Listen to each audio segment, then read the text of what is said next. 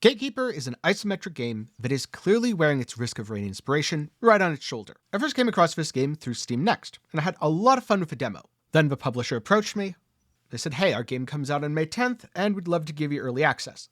So over the past few days, I've been playing the game, and the reason this video is delayed is because, unfortunately, as part of the pre-patching process for the early access to get it ready for sale, my progress has been wiped twice. Just to be clear, I'm saying this not to put any shade on the developer. That's a totally normal thing. They need to get their game ready for sale, and the patches have improved a lot of things. The balance was noticeably better after the second patch, for example. That is to explain why there are certain areas where I won't be going into quite as much depth as I would have liked. With that said, I have 20 hours in the game, I've played 5 of the characters, and I have a pretty good feeling about what this game is, and also what it isn't. Now, in the future, if I go more in depth, discover new things, and end up changing my opinion on the game, I will let you know in a future video, so get subscribed to that way you won't miss it. With that said, let's dive in. First up, you select your character. And right from the start, you have 2 options. The first character, Hybrid, is a caster. And honestly, in a lot of ways, Hybrid reminds me quite a bit of Huntress, because you're relying on your nice, fun, bouncy attack for most of your damage. Then you have Nidium, the melee character, who reminds me quite a bit of Mercenary, except with a really fun AoE I win button in Nidium's Crows. Each character has a primary attack, a secondary attack, a movement skill, and a combat skill. Then they also have their own unique passive. For example, Hybrid's passive is that when Hybrid dies, he is then resurrected once per run. So you get 1 cheat death. Or I guess it's more of a second life rather than a cheat death. In addition to the first 2, I ended up unlocking the spellcaster Pandora, the massive hammer-wielding Bastion, and the Mediator, who has a really interesting curse playstyle that did not gel well with me at all. And so, once you load into the game, you'll be told what your mission is.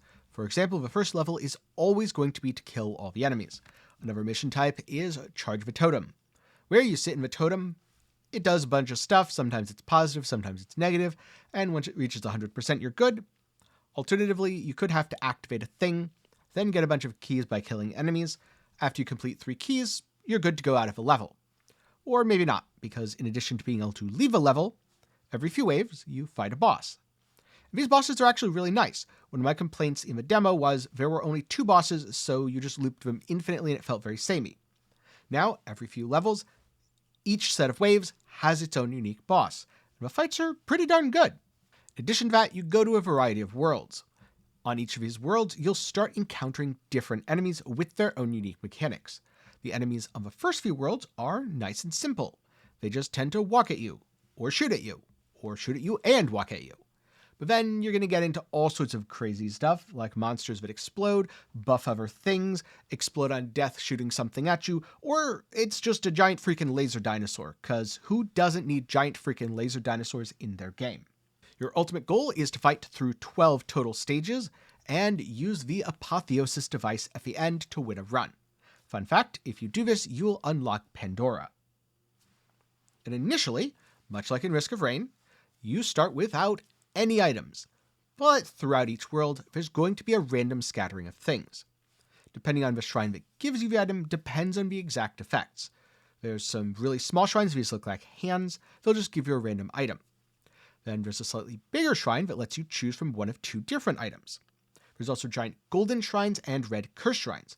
The golden shrines offer better items, and the curse shrines offer items with a powerful upside and downside, like deal double damage, take double damage, which can be absolutely run-defining or run-ending. Mediator's gimmick, by the way, is that he doesn't suffer the downsides of those cursed items, so it's just free double damage at that point, which probably explains why his playstyle is a little bit more gimmicky, because that's a lot of free power if you get a curse. The initial items that you have selection-wise are pretty limited, and when I was first playing the game I thought, oh, that's a really small pool of items. Then I realized it's not that the item pool was so small, it's just that every time you get an achievement in the game, it unlocks more items, and then you have to go buy them using a resource that you collect throughout your run. It's typically dropped by bosses. So you go in, and you get to choose from a giant list of stuff. You'll see there's a whole bunch of things that aren't unlocked, and a whole bunch of things that are unlocked. The first 5 sets always come fully unlocked. After that, you have to spend your resource, which is earned by going through more runs. Now, in addition to artifacts, another large portion of your character power comes from simply leveling up. When you level up, you get to evolve one of your stats.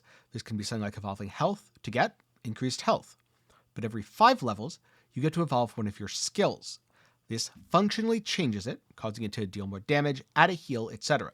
The effects vary from character to character, and it's really cool.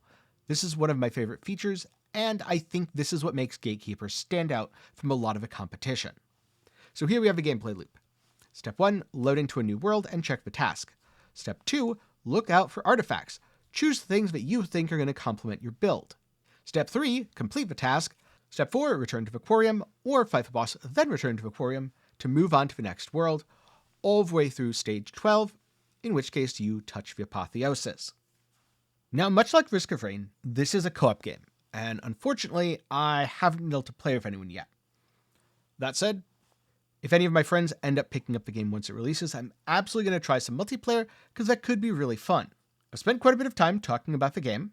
Now I'm going to talk about the differences between Gatekeeper and Risk of Rain 2.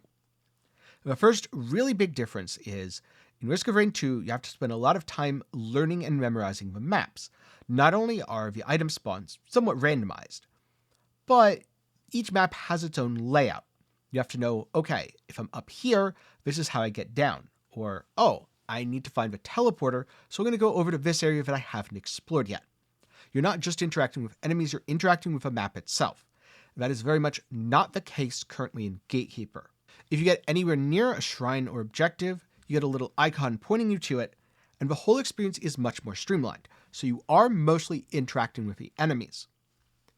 Personally, I think this means that the game is going to be much easier to get into. There's a much lower learning curve before you start having good runs and start winning, but it also means it might not have quite the same longevity.